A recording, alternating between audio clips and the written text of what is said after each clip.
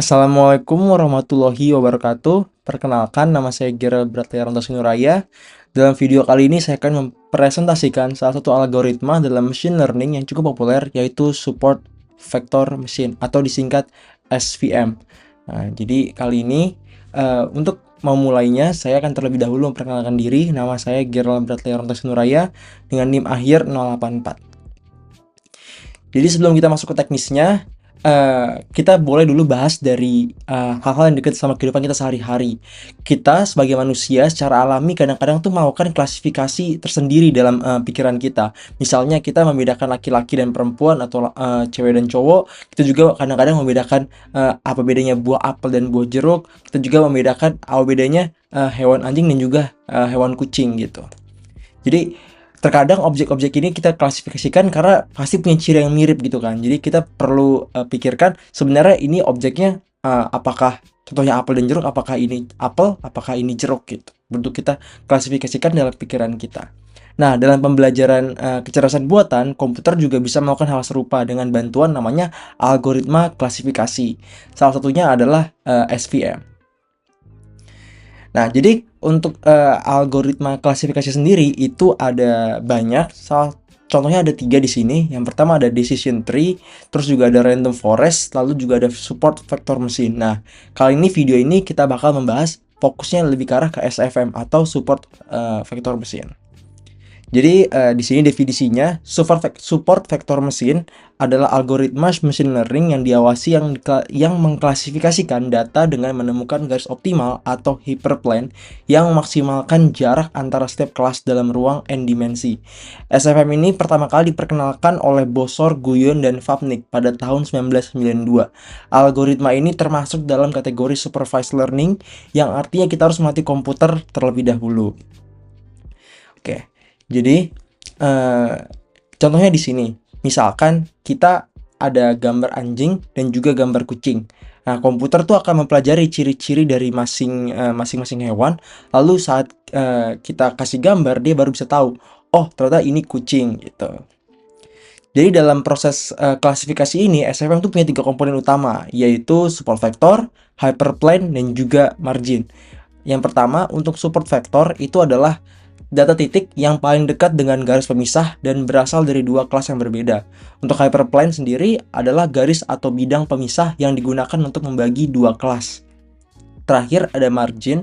Margin adalah jarak dari support vector ke hyperplane, dan SFF ingin membuat margin ini sebesar mungkin. Kenapa margin harus besar? Supaya ketika ada data baru yang posisinya agak abu-abu, itu masih bisa diklasifikasikan dengan benar.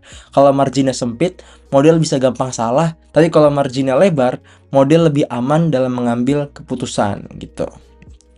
Nah, contohnya seperti ini. Misalkan di sini kan ada gambar anjing dan juga kucing. Nah, margin itu selebar ini supaya dia itu bisa membedakan datanya dengan benar, yang mana yang anjing dan juga mana yang kucing. Anjing kan sebelah kiri, kalau misalkan kucing yang di sebelah kanan. Jadi dibuat selebar mungkin supaya tidak ada kesalahan data gitu.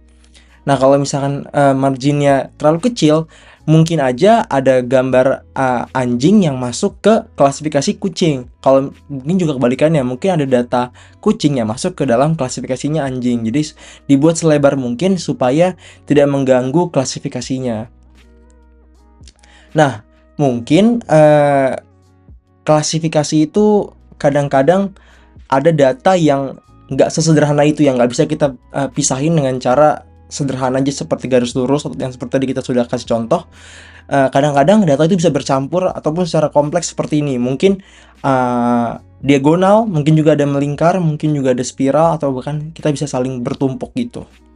Nah, jadi butuh yang namanya suatu trik ataupun kayak metode baru, model baru, yaitu adalah kernel trick. Jadi kernel trick ini dia akan mempetakan dimensi yang lebih tinggi gitu. Untuk definisi bisa kita baca di sini. Trick kernel atau kernel trick adalah sebuah teknik dalam pembelajaran mesin yang memungkinkan penggunaan model linear untuk memecahkan masalah non-linear dengan cara memproyeksikan data ke ruang fitur berdimensi lebih tinggi tanpa harus menghitung transformasi secara eksplisit.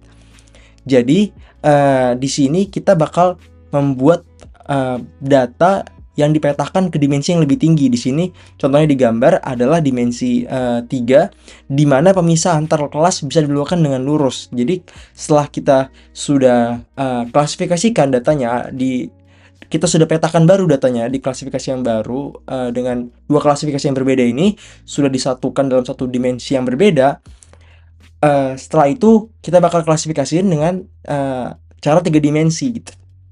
Nah, jadi setelah kita bedakan atau kita klasifikasikan kembali yang mana yang anjing di atas dan juga yang kucing yang di bawah. Setelah itu baru kita bakal gambar hyperplane-nya yang baru untuk memisahkan kedua kelas ini. Jadi ini cara yang lebih sulit untuk mengklasifikasikan. Nah, kekurangan dan juga kelebihan SFM itu ada beberapa. Di sini contoh yang saya sebutkan adalah supervised control terhadap keakuratan klasifikasi. Jadi kita bisa kontrol proses belajarnya AI ini. Terus juga kernel trick yang tadi barusan kita bahas, membuat SFM tuh fleksibel untuk data yang non-linear gitu. Tapi kekurangannya adalah kurang baik untuk data yang jumlahnya besar. Terus juga ada penggunaan kernel yang tidak mudah. Jadi kernel ini butuh perhitungan yang rumit. Jadi agak sulit untuk diimplementasikan gitu. Oke, lanjut. Di sini ada aplikasi support vector machine. Contohnya dalam kehidupan nyata itu adalah MRI atau medical imaging. Ini untuk deteksi pola medis. Terus juga ada klasifikasi berita. Jadi ini bisa mendeteksi berita secara otomatis, bisa membedakan yang mana berita tentang film, berita tentang olahraga, ataupun juga tentang teknologi. Terus juga ada di bidang computer vision seperti mendeteksi objek atau wajah. Jadi kayak untuk face recognition gitu. Oke, lanjut. Di sini ada persamaan. Oke, sebentar. Nah, untuk persamaan sendiri, yang pertama kita bakal bahas fungsi dari hyperplane. Jadi di sini ada yang pertama itu w.x ditambah b sama dengan 0. Jadi w ini mewakilkan vektor bobot, x ini data atau vektor, lalu juga ada bias yang diwakilkan oleh b. Terus nilai dari w.x tambah b ini menentukan sisi mana data berada. Kalau misalkan nilainya positif, jadi dia satu kelas. Kalau negatif, dia masuk ke kelas lainnya. Kalau 0, berarti tetap di garis pemisah. Selanjutnya ada support, vektor, dan margin. Untuk memisahkan data dengan baik, SFM menetapkan batasan, yaitu y sub i dikali w dot x sub i ditambah b lebih besar sama dengan 1. Di mana y sub i ini adalah label plus 1 atau min 1. Super vektor adalah data yang tepat berada di batas ini. Jadi batasnya itu adalah y sub i dikali w dot sub x i ditambah b sama dengan 1 atau negatif 1 gitu. Nah, lalu SFM itu bakal mencoba memaksimalkan margin, yaitu jarak antar support vektor. Margin dihitung dengan 2 perpanjang vektor w gitu. Atau bisa juga dibaca 2 dibagi norma w. Maka untuk membuat margin besar, SFM akan meminimalkan nilai dari 1 per 2 w kuadrat. Ya. Oke, lanjut. Kadang data itu tidak bisa dipisahkan sempurna, maka digunakan select variable dan juga parameter C. Fungsi objektifnya jadi seperti ini. Kita pertama akan minimalkan 1 per 2 kali norma w kuadrat ditambah c dikali jumlah c sub i gitu. Lalu dengan batasannya y sub i dikali w dot x sub i ditambah b lebih besar sama dengan 1 dikurang c sub i dan c sub i lebih besar sama dengan 0. Selanjutnya juga ada fungsi kernel yang kernel trick tadi. Kalau data tidak bisa dipisah secara linear, kita gunakan kernel function untuk memetakan ke ruang berdimensi lebih tinggi. Fungsi kernel itu adalah k dari x sub i, x sub j sama dengan pi dari x sub i dot pi dari x sub j. Nah, jadi contoh kernel yang umum itu ada kernel yang linear yang x aksen. Kalau misalkan ada lagi yang polinomial itu x aksen tambah 1 pangkat d. Terus juga ada yang RBF atau Gaussian. Eksponen negatif gamma kali norma x minus x aksen kuadrat. Jadi itu adalah untuk persamaannya. Sekarang kita masuk ke contoh kasusnya. Nah, kita bisa ngelihat contoh kasusnya adalah yang saya buat ini klasifikasi email spam. Jadi fitur yang akan dianalisis oleh SFM ini adalah apakah ada kata gratis, adakah link yang mencurigakan, adakah huruf kapital yang berlebihan. Jadi SFM bisa digunakan untuk memisahkan spam dan juga bukan spam gitu. Nah, di sini pertama kita bakal melakukan klasifikasi. Kalau misalkan 1 itu artinya spam, kalau misalkan -1 artinya itu bukan spam. Misalkan ada email masuk dari A dan B.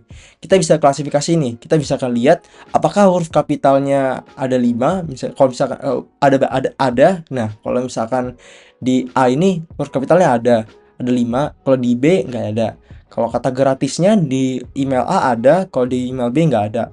Kalau ada di email A ada link, terus juga di email B nggak ada link. Jadi kita bisa menyimpulkan di label 1 atau email 1 itu adalah spam, sedangkan email yang kedua atau email yang B itu tidak spam gitu.